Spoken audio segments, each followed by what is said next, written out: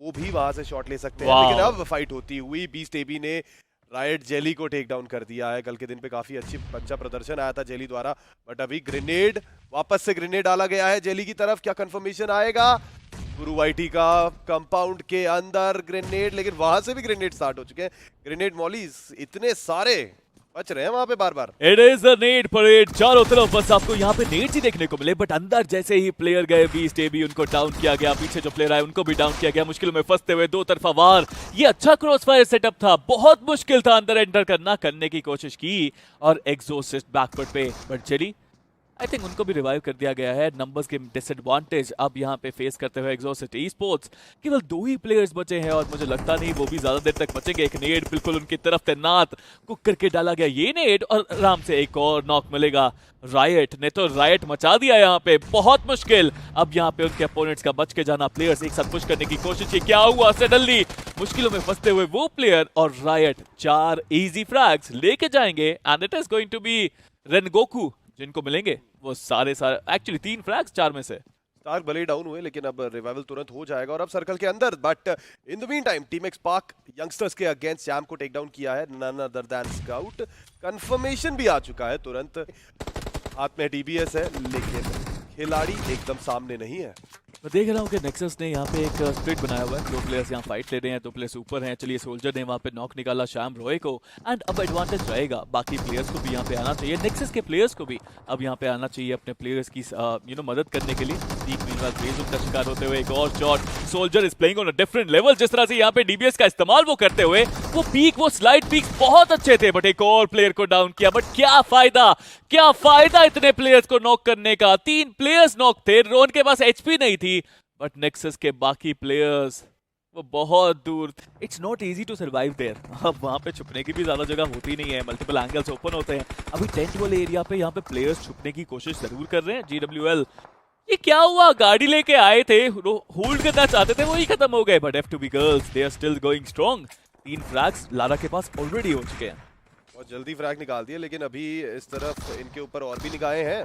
F2B girls अभी fight से निकले तो थे, लेकिन GWL का स्क्वाड भी आता हुआ और अभी रिवाइवल की जरूरत है। फिलहाल टेंट के अंदर रिवाइवल तो हो रहा है, लेकिन जॉर्डर भी यहाँ से नजर आते हुए, बट निक ग्रेनेड लगा है निक को टेक डाउन होते हुए। और अब लारा का दोबारा से पुश आता हुआ, हाथ में डीबीएस है, जॉर्डर अभी रिवाइव कर रहे हैं। मुझे लगता है रिवाइवल की जरूरत नहीं थी यहाँ पे। लारा लेफ्ट साइड से फ्लैंक करके आएगी and there we go, she comes up with a couple of good another frag. और कुछ और फ्रैग कितने हो चुके हैं?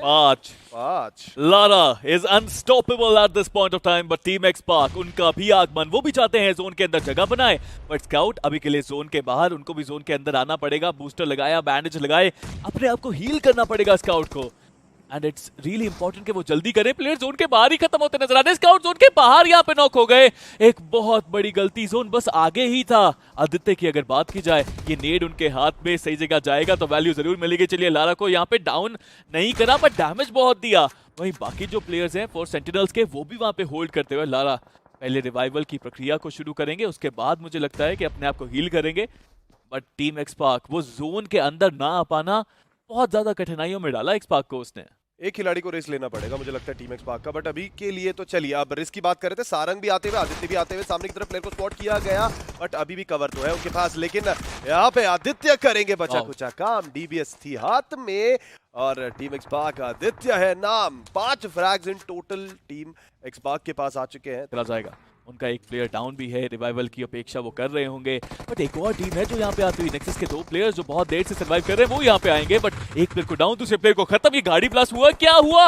वो दोनों प्लेयर्स जो नेक्सस के आए वो एक साथ ही यहाँ पे गाड़ी ब्लास्ट में खत्म हुए।